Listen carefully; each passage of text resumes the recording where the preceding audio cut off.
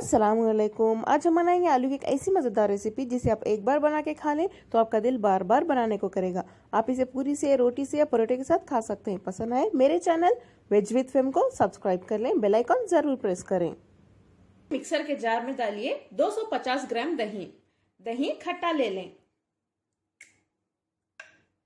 दही में 2 कप पानी डाल के इसे अच्छे से ग्राइंड कर लेते हैं, यानी कि छाछ की तरह तैयार हो जाएगा। देखिए, पानी के साथ ब्लेंड किया हुआ दही यानी छाछ हमारी तैयार है।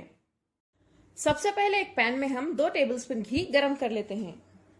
घी गरम हो चुका है। घी में डालिए 1/4 टीस्पून हींग, 1 टीस्पून जीरा, 5 लौंग, 2 कटी हुई हरी मिर्च, 3 से 4 तेजपत्ता। लो फ्लेम पे इन्हें सौटे कर लें। 30 सेकेंड के लिए इन्हें अच्छे से सौटे करने के बाद इसमें डालिए 1 टीस्पून लाल मिर्च पाउडर, हल्दी 1/4 टीस्पून, आमचूर पाउडर 1 टीस्पून, आधा टीस्पून काली मिर्च पाउडर, 2 टीस्पून धनिया पाउडर, थोड़ा सा नमक डाल दें। इन सभी को अच्छे से मिक्स कर लें। फ्लेम को लो पे ही रखिए। थोड़ा सा पानी डाल के भूनिए, वरना मसाले जल सकते हैं। इन्हें भी एक 30 सेकेंड के लिए अच्छे से भूनने के बाद तैयार की हुई छाछ डाल दें।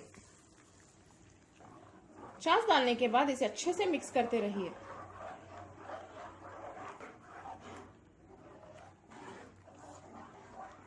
अगर आपका दही ज्यादा खट्टा नहीं है तो आप इसमें लेमन जूस भी डाल सकते हैं। ये बॉईल होने तक यानी इसमें एक उबाल आने तक हम इसे ऐसे ही मिक्स करते रहेंगे, वरना ये फट सकता है। इसमें हम और थोड़ा सा नमक डाल देते हैं। देखिए, ये अच्छे से बॉईल हो रहा है। मैंने पहले से ही 4 से 5 आलू अच्छे से बॉईल करके रख लिए थे। इसे अब हम इसमें क्रश करके डाल देते हैं।